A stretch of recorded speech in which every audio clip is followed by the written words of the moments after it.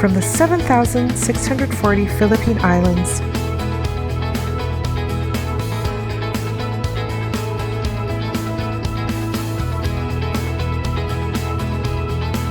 to Fort St. John, British Columbia.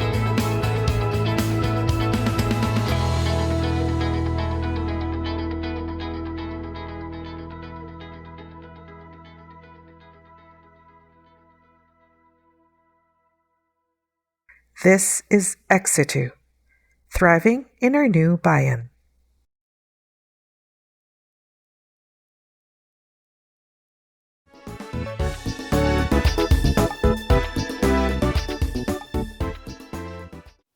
I am Elysia Cruz.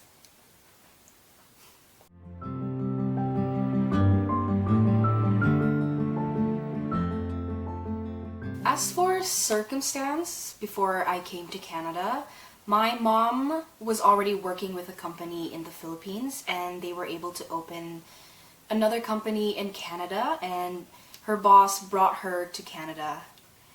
And we waited for 5 years for the visa to be approved, and that is how me and my dad came to join her here.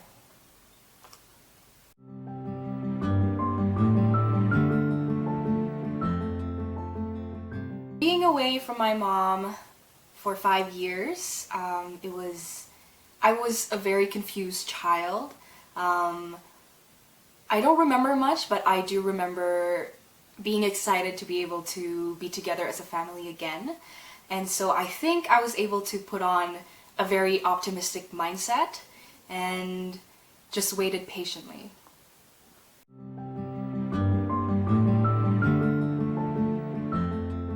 I was 5 years old when my mom first left, and it was just me and my dad in our little home in Cavite, Imus, Cavite. During my time back home, I really focused on my studies because it is such a big deal to study well in the Philippines, and I worked really hard on that. And my mom would come and visit me once a year, maybe twice a year, and she would help me study as well. And my grades would boom every time she came home. And yeah.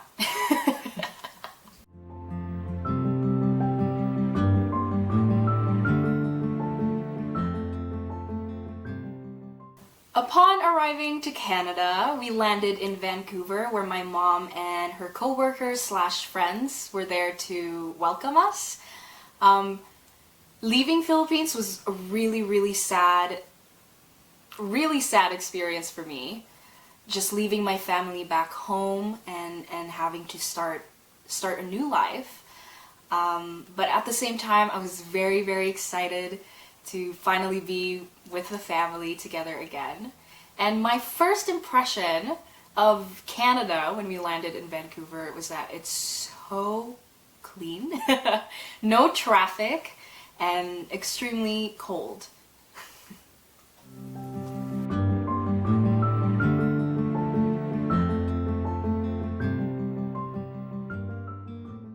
We arrived in Fort St. John a few days after settling in Vancouver. We rented a U-Haul and we drove all the way here.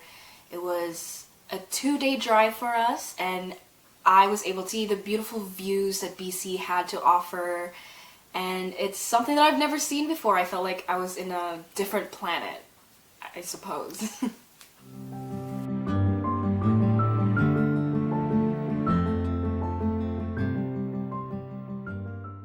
I started school in Fort St. John. I was in grade 4.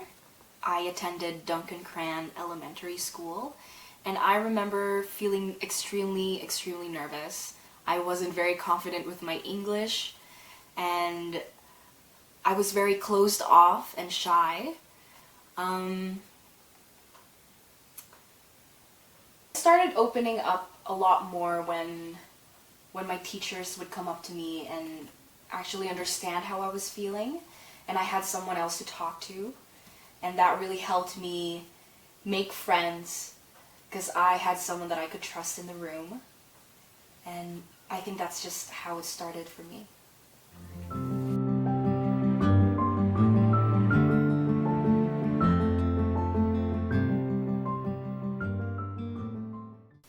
The one thing I wish I was able to experience here in Fort St. John was the community with the neighbors. I know back home in the Philippines, I was friends with all of my neighbors and we would stay up and play all night. But here, I don't think there were any kids in the neighborhood that I was able to play with. Yeah.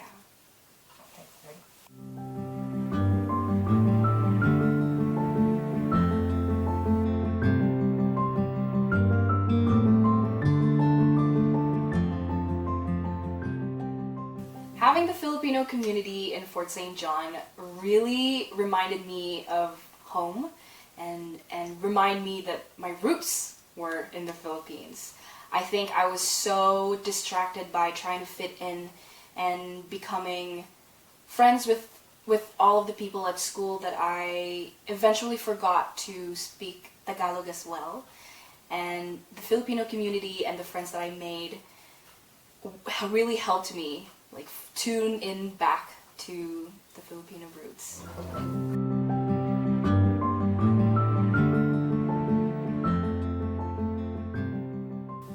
The first performance I did was at my grade 4 talent show. It was actually my mom who convinced me to do it. She knew that I really wanted to, but I was still so super shy and closed off, but she knew that I would have so much fun. And eventually I caved in, the performance in me, the performer in me, caved in and decided to go on with it. And I just found the love of performing again. It's not like just karaoke nights back in the Philippines, and I think that's what really sparked my performance career.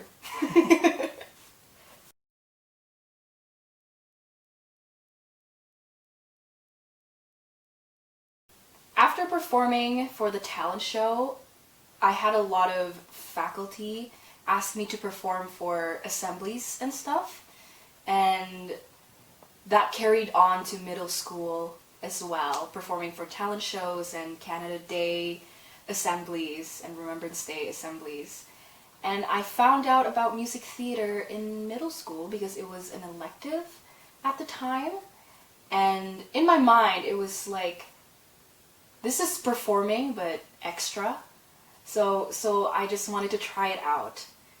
And it's so much fun, the community is so great, and I get to perform with my peers, and that's what I love the most. Yeah.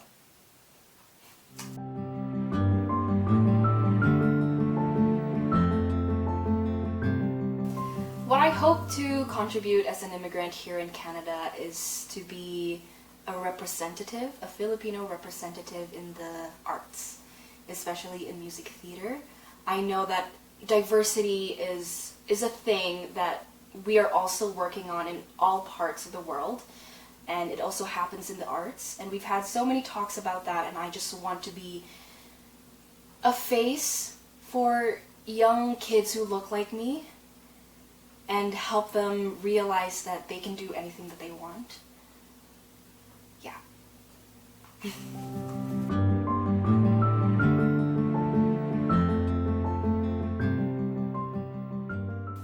I realized that school here in Canada has a lot more freedom for children to be children, and because it wasn't so competitive, a lot of us weren't stressed to the brim as children to do well in school, but it also gave me a sense of responsibility to keep working hard.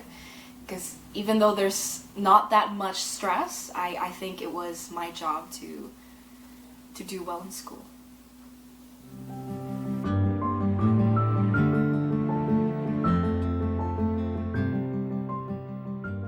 My advice for immigrant children is to not forget your language. Keep talking to your parents in Tagalog whenever you're at home, because I almost forgot how to speak the language, and I got really, really sad, but I was able to pick it up. And a little trick to that is to find Filipino friends and stay in tune with your Filipino roots. And it's just so much more fun when you have someone you can connect with on a different level.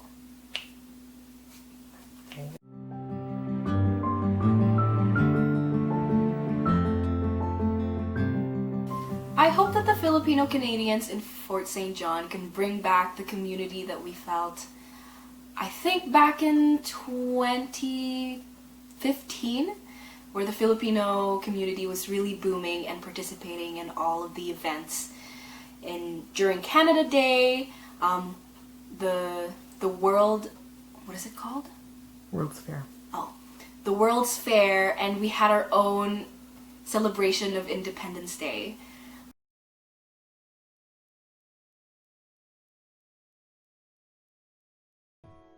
No more limiting myself, and no more making my parents worry because I feel like I'm never gonna be good enough. I am so much better than the person who first started here at Sheridan. This is a new me. This is a new life.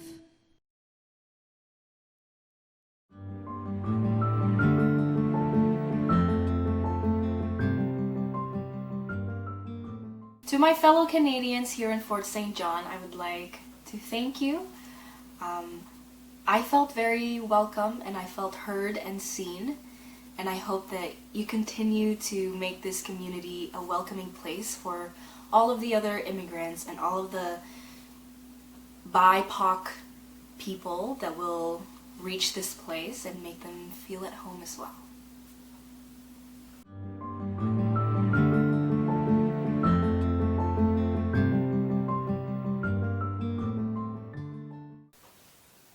I did have a dream when I first came to Canada, and that is to become an engineer like my parents. I studied really, really hard because I wanted to pursue that dream and also support my only family here. But that has changed. Fast forward to today, my dream is to perform and travel the world while doing it. It was a very, very hard decision for me, because as the oldest first generation immigrant, I felt like it was also my duty to help us be stable. But my parents were very, very supportive and really wanted me to be happy. And as long as I continue to work hard and pursue my dreams, I think I'll call that a success.